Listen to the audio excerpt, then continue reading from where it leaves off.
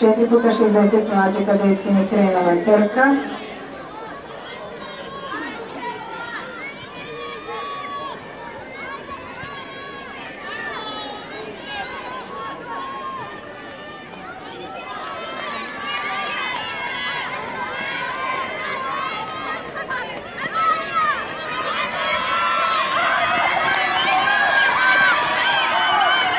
Borba između Mladosti Zagreb, dakle sva tri prva mjesta u Mladost Zagreb, tako da će oni podijeliti 1, 2 i 3 medalje među sobom, odnosno poredak, oprostite, da.